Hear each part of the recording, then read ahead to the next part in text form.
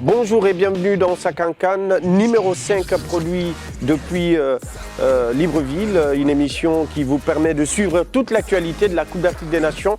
Justement, la Coupe d'Afrique se poursuit avec le Gabon face à son destin et les étalons du Burkina et la Guinée-Bissau qui va sortir le grand jeu face aux Lions indomptables du Cameroun. On démarre avec les Gabonais. Est-ce qu'ils sont parvenus à faire baisser la tension dans le pays avec leur match contre le Burkina et les étalons? Réponse dans cet élément où nous avons suivi le match avec les supporters en tribune.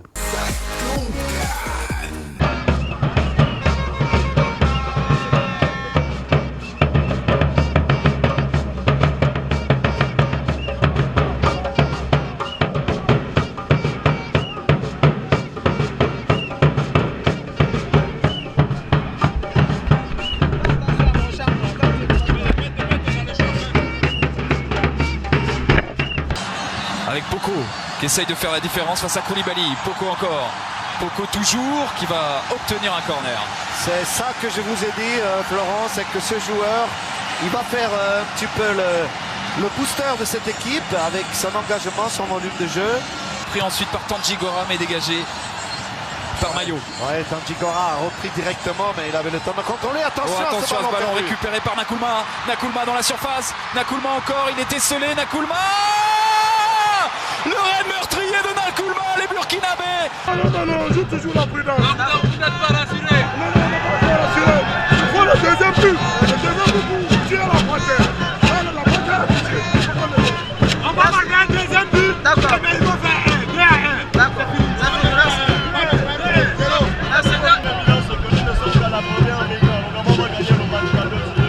Donc vous êtes confiant.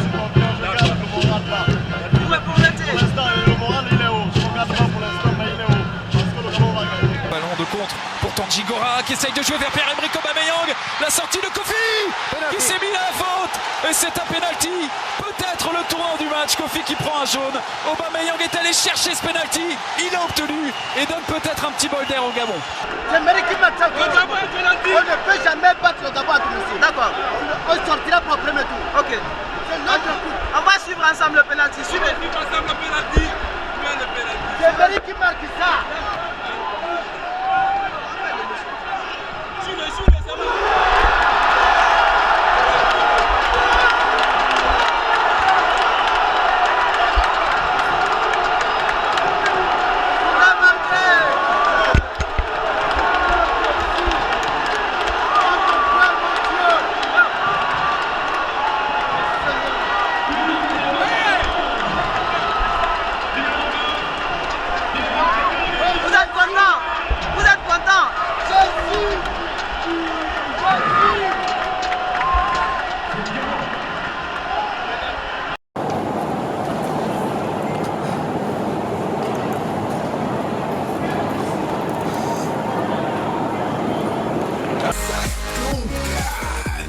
De retour sur le plateau avec Selou Tata Diallo. Bonsoir Selou. Bonsoir Sega et bonsoir à toutes et à tous.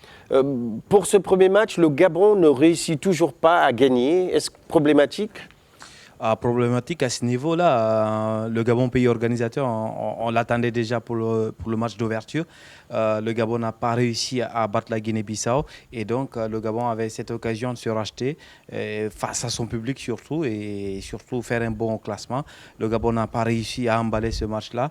Je les ai sentis un peu en dedans par rapport même à cette rencontre face à la Guinée-Bissau parce que ce qu'il faut dire, c'est que face à la Guinée-Bissau pour ce match d'ouverture, ils ont eu des occasions, énormément d'occasions. C'est vrai qu'ils n'ont pas été réalistes.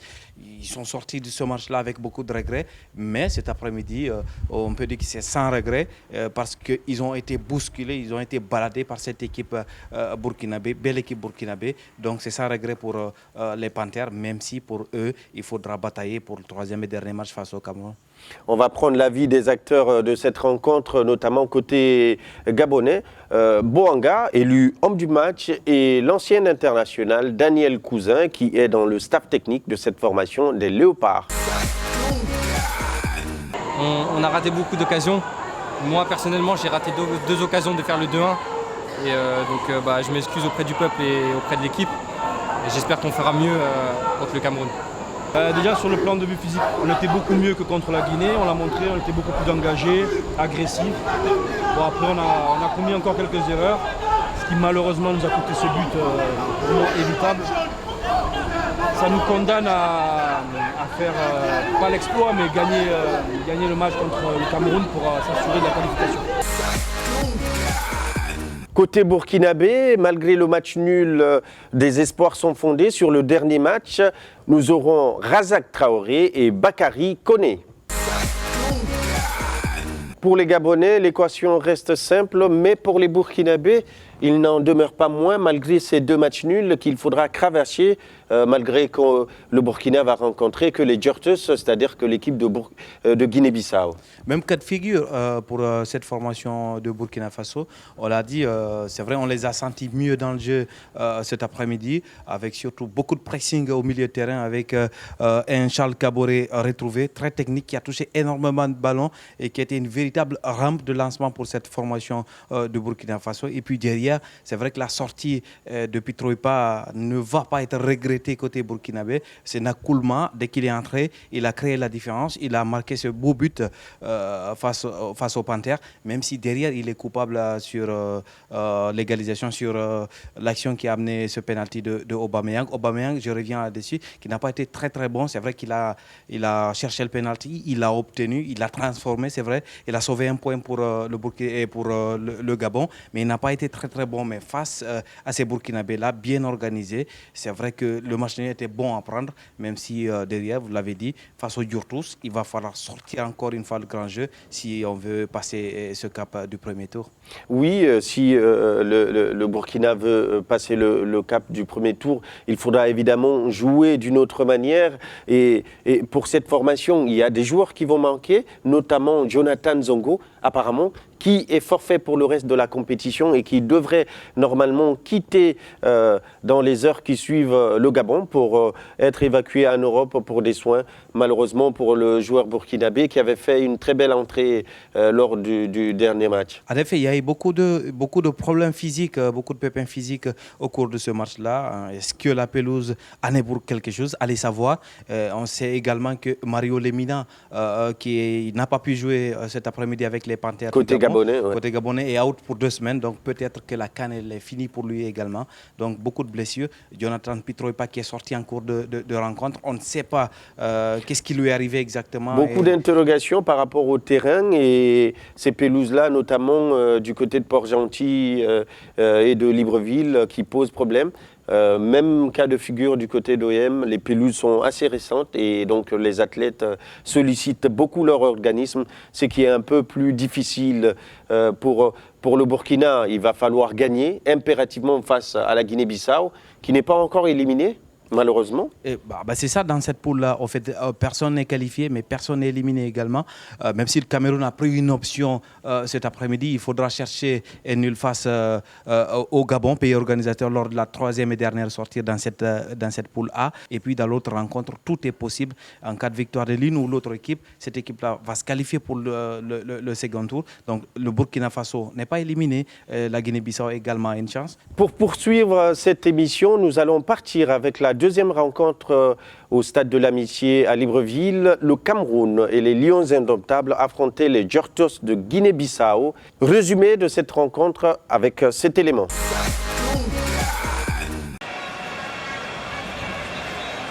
Une équipe camerounaise qui est moins incisive qu'on aurait pu l'imaginer. Teke qui va jouer vers Bassogo, le contrôle plat du pied gauche qui était parfait. Bassogo qui adore aller défier mais aussi centrer à l'image de ce centre avec la possibilité pour Ndié d'aller marquer. Donc finalement le ballon qui revient dans les pieds d'Aboubacar, ça vit encore dans la surface. Mukanjo qui s'effondre et Bassogo qui peut jouer ce ballon et la Guinée-Bissau qui peut se dégager. Ouais, mais elle a eu très très chaud sur ces 2 reprises là. La Guinée aurait pu concéder un but.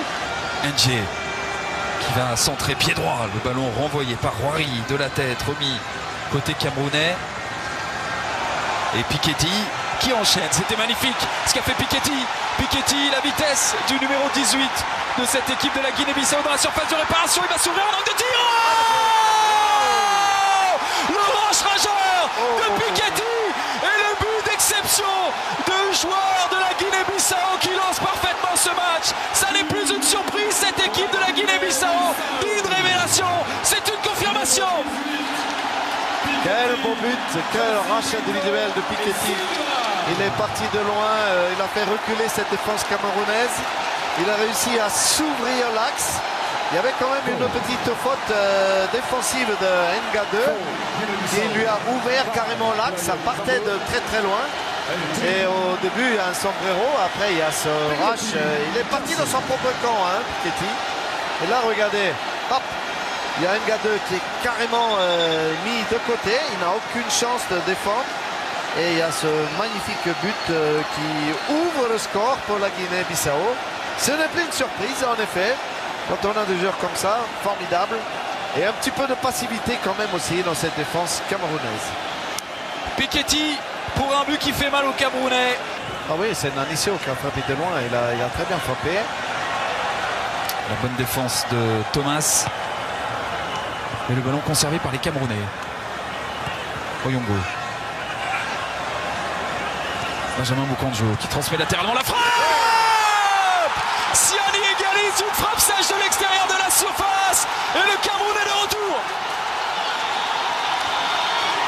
Magnifique frappe de Siani qui répondait à la frappe de Nianiso de l'autre côté, qui a été arrêté par Ondoa.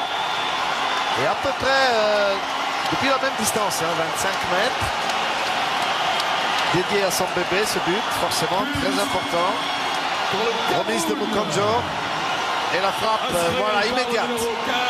Il ne voit pas très bien, Joshua Mendes. Il ne voit pas très...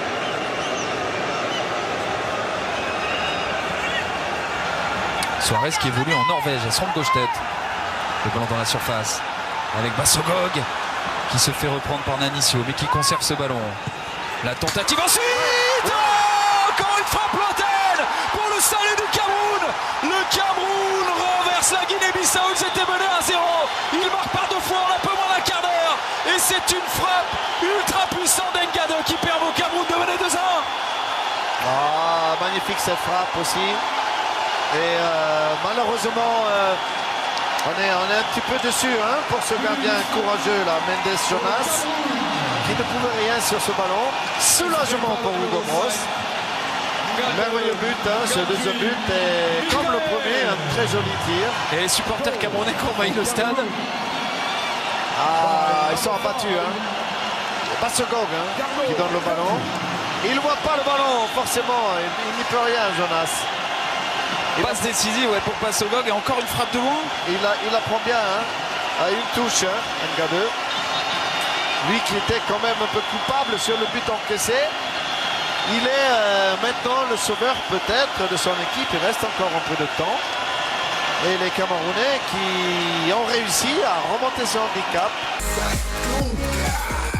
Malheureusement pour les Bissau-Guinéens, ça ne passera pas cette fois-ci. Les Lions, après 7 ans sans victoire en compétition officielle, l'emportent ce soir.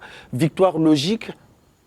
Victoire logique du Cameroun face à la Guinée-Bissau. On l'a dit après ce match-là, le métier a primé, l'expérience a eu son rôle à jouer dans cette rencontre. Au début, ça a été très compliqué pour les Lions.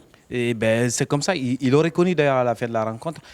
En première période, ils ont eu beaucoup de difficultés à jouer face à cette formation de Guinée-Bissau qui était là, physiquement présente et techniquement et tactiquement bien en place. Mais puis après, en deuxième période, elle a baissé physiquement, elle a baissé d'intensité, même si on sait également qu'avec Frédéric Mendy, qui a raté la balle de 2-0, et derrière, ils vont aller concéder cette égalisation-là à 2-0. On parle de notre match carrément, mais là, l'expérience, le métier ont joué pour le Cameroun. En parlant d'expérience, l'essentiel des joueurs bissau-guinéens évoluent dans des championnats modestes et à des niveaux assez bas, notamment le buteur, auteur d'un but sublime, Piketty, Brito, Da Silva. Il a joué du côté du Sénégal à Guédiawaye. Ensuite, il est revenu du côté de Bissau pour exercer le métier de maçon. C'est à partir de là qu'il est reparti en Europe. Aujourd'hui, il a montré toute l'étendue de son talent. C'est aussi ça la force de cette équipe de Guinée-Bissau qui tient la dragée haute au Lion, mais qui est composée de joueurs presque anonymes. Mais c'est surtout ça, l'insouciance en fait. L'insouciance, le talent qui caractérise cette formation. Vous l'avez dit avec Piketty, ce but magnifique. C'est l'un des buts de cette compétition pour le moment. Il prend le ballon devant sa surface de réparation et il va jusqu'à battre Ondoa qui n'est pas le premier venu, on le sait. Et donc insouciance, beaucoup de talent dans cette formation, mais on l'a dit, pas de vécu. Et à ce niveau de la compétition, ça ne pardonne pas. C'est vrai que face au Gabon, cette équipe est allée chercher au fond de soi-même l'égalisation dans les arrêts de jeu. Et autant donc ils ont tenu jusqu'à la fin face au Gabon, autant ils ont baissé d'intensité. Et allez savoir, peut-être que ce match encore reste dans les jambes. Le match face au Gabon, il y a eu beaucoup d'ébauche d'énergie de la part des Djurtous et peut-être que ce match-là leur a causé préjudice. Et aujourd'hui, ils ont baissé d'intensité à la fin de la rencontre et surtout, il y a eu un bon changement, un bon coaching de la part de Hugo Bross et la rentrée de Etoko Ekambi a changé pas mal de choses dans le jeu camerounais. Oui, mais en parlant de l'équipe du Cameroun, un match référence, on ne les a pas trouvés extraordinaires sur cette rencontre et ils vont devoir affronter le Gabon, pays organisateur, sur une finale quasiment pour les deux formations. Est-ce qu'aujourd'hui, le Cameroun peut se dire tiré d'affaire? On ne peut pas dire que le Cameroun tient son match de référence. On ne va pas s'enflammer tout de suite parce que, en tout cas, après tout, c'est la Guinée-Bissau. C'est vrai que c'est une formation sympathique qui s'est qualifiée pour cette CAN de façon assez brillante, qui a tenu en échec le pays organisateur ici lors du match d'ouverture. Mais on ne va pas pour autant s'enflammer pour dire que voilà, le Cameroun tient déjà son match de référence. Mais on peut quand même dire que le Cameroun a un début de quelque chose. Ça peut être le début de quelque chose. Ça peut être le début du renouveau parce que ça a pas mal changé également dans l'effectif des Lions. Il faudra impérativement voir ce match-là, Gabon-Cameroun, prévu dans les jours à venir ici du côté de Libreville, puisque la Guinée-Bissau va affronter le Burkina du côté de Franceville, puisque vous savez que la réglementation de la CAF pour la dernière journée, tous les deux matchs se jouent en même temps pour ne pas permettre aux équipes de combiner et d'éliminer d'autres adversaires dans la compétition. Nous allons poursuivre cette émission avec les réactions des acteurs côté camerounais, le capitaine Moukandjo et Frédéric Mendy, le joueur malheureux, celui qui aurait pu donner la victoire à cette formation de Guinée-Bissau. Vous savez, je vous fais une confidence. Depuis que nous sommes arrivés, depuis qu'on a été qualifiés et que nous sommes arrivés ici, on en avait discuté entre nous et on s'était dit que 7 ans, ça faisait beaucoup, ça faisait trop même. 7 ans d'entente, croyez-moi que 7 ans dans une vie, c'est énorme. Aujourd'hui, on est heureux parce que depuis le week-end dernier, on s'était dit qu'il fallait qu'on brise ce signe-là. On pensait qu'on allait le briser contre le Burkina. Malheureusement, on n'a pas pu le faire, mais aujourd'hui, on l'a brisé. Et on espère tous que c'est le début, c'est le départ vers quelque chose, vers le renouveau, vers la reconstruction de cette équipe. Et voilà, on y tient à cœur, c'est bien. Maintenant, il va falloir que ça s'enchaîne. Il y a un peu de déception. On voit la physionomie du match. Un peu de déception. On pense à au moins accrocher un match nul. On prend ce deuxième but qui nous plombe un peu. Et sous cette chaleur, c'est pas évident de jouer. Mais on sait qu'il nous reste encore des chances pour pouvoir se qualifier. Contre le Burkina, il reste encore un match.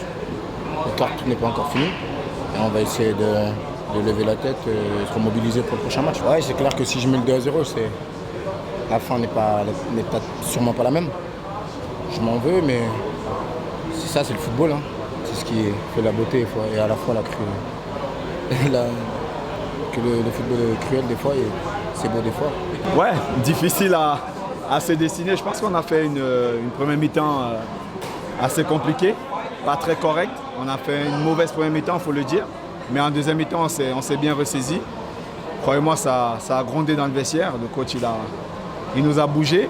Et en deuxième mi-temps, on est rentré avec de meilleures intentions. À l'image un peu du premier match qu'on avait fait contre le Burkina. Donc, avec un peu plus d'efficacité. Et puis, on revient vite au score. On a la chance de marquer le deuxième but. Aujourd'hui, on est heureux, on est très content parce que c'est ce on s'était dit qu'il fallait absolument gagner aujourd'hui. C'est bien, c'est chose faite. Maintenant, on a juste la soirée d'aujourd'hui pour savourer. Dès demain, il faut se plonger tout de suite dans le match de dimanche contre le Gabon. Comme tous les jours, nous allons rejoindre Hervé Penaud pour son avis. C'est l'avis d'Hervé. Bonjour à vous les amis. Alors on a vécu quand même une journée très particulière. Parce qu'on avait, il faut voir la surprise incroyable avec la Guinée-Bissau qui a fait quand même une 50aine de minutes de très haut niveau avec un but sorti de nulle part. 40 mètres, dribble sur l'intérieur, frappe hors de portée du gardien. Ils ont mené 1-0 et puis à un moment on s'est dit mais ça va tenir parce que les Camerounais avaient du mal. Et puis la fatigue aidant, au bout d'un moment ils sont un petit peu déconcentrés. Et puis il y a deux belles frappes de Siani et de Ngande qui les ont mis hors de portée du gardien adverse. Et malheureusement donc les Bissau-Guinéens se sont retrouvés battus 2-1 alors qu'ils avaient vraiment tout donné. Ils avaient même eu l'occasion de marquer un deuxième but sur un lob qui n'est pas arrivé. Donc chapeau la Guinée-Bissau, chapeau vraiment pour cette performance. On sent une équipe qui est empreinte d'une volonté absolument incroyable. L'entraîneur qui pleure au moment des hymnes, vraiment on sent quelque chose de fort dans cette équipe-là. Les Camerounais, sans être bons, il faut quand même le dire, ils sont là et ils sont favoris finalement de ce groupe parce que voilà, le dernier match, ça va être contre le Gabon. Et alors le Gabon, en ce moment, le désastre, c'est-à-dire qu'on ne voit rien et l'équipe est tétanisée. On sent que le poids de l'attente, le poids de la CAN repose sur leurs épaules et ils explosent. Pour l'instant, je vous dis, c'est quasiment le néant. Ils s'en sortent sur un penalty d'Aubameyang, sur une faute sur lui d'ailleurs. Bon, la star était au rendez-vous sur ce coup-là, mais sinon, depuis le début de la compétition dans le jeu, on le voit peu. Le jeune Bouanga fait par contre une très bonne CAN. Il a été élu d'ailleurs homme du match. C'est un jeune joueur qui a 22 ans, qui joue à Tours, qui a été prêté par Lorient. Mais pour le reste, le néant. Et on se retrouve face à une équipe du Gabon qui va jouer sa vie, sa survie, disons, sportive évidemment, contre le Cameroun. Il va falloir gagner à 99% parce qu'effectivement un nul pourra encore les sauver dans un match à deux avec le Burkina Faso. Il n'empêche que ça va être énorme. Ce match-là, je pense que tout le peuple gabonais va l'attendre, même si on a vu que les gens n'étaient pas toujours là à l'heure au stade. Je suis persuadé que ce match-là, régionalement, est tellement important entre le Gabon et le Cameroun. J'imagine un stade plein. La pression sera-t-elle trop forte sur les Gabonais? Pour l'instant, franchement, on ne les voit pas passer. Ciao et à demain pour de nouvelles aventures. Autre image qui fait plaisir, c'est des supporters colorés, mais la particularité de ce supporter-là, il est vraiment très âgé, mais il tient à venir supporter sa formation. C'est un supporter burkinabé. Comme quoi le football n'a pas d'âge, n'a pas de frontières, on le sait. C'est la passion qui nous anime à tous, jeunes, vieux, femmes, hommes. Et voilà, les Burkinabés l'ont montré aujourd'hui à travers ses supporters. Et l'équipe du Burkina devrait donc se battre pour l'emporter, pour faire honneur à ce supporter qui, ma foi, comme le montre son déguisement, est un supporter passionné par sa formation. C'est sur ces images-là que nous allons clôturer cette émission. Merci Célou Tata de nous avoir accompagnés et nous avoir permis surtout d'avoir ces analyses-là sur deux rencontres assez importantes et surtout deux rencontres à venir qui vont être explosives. Explosive, vous l'avez dit, car comme on l'a dit, la Guinée-Bissau a absolument besoin d'une victoire pour passer ce second tour. Peut-être idem pour cette formation burkinabé, parce qu'on ne sait pas derrière quel sera le résultat entre le Cameroun et le pays organisateur, le Gabon. Donc tout est encore possible, tout est jouable. Personne n'est éliminé, personne n'est qualifié. Ça devient en quelque sorte le groupe de la vie. On parle de groupe de la mort de certaines poules, mais là c'est le groupe de la vie parce que tout le monde reste en vie, donc tout le monde est susceptible de se qualifier pour le second tour. Tout le monde dans la course, des émotions et des tensions. Tensions côté gabonais, les Gabonais vont rester mobilisés pour pouvoir espérer se qualifier face aux Lions indomptables. Cette finale aura lieu à Libreville ici, je vous le rappelle. Alors que du côté de Franceville, le Burkina va devoir en découdre avec la Guinée-Bissau, une équipe de Guinée-Bissau qui va tout donner, tout pour cette première participation à la Coupe d'Afrique des Nations. C'était le 5e numéro de Sakankan, une émission qui vous est offerte par Newscom avec l'appui de ses partenaires, notamment le sponsor leader de cette émission, Guinée Games. Merci de nous avoir suivis et à demain. Newscom.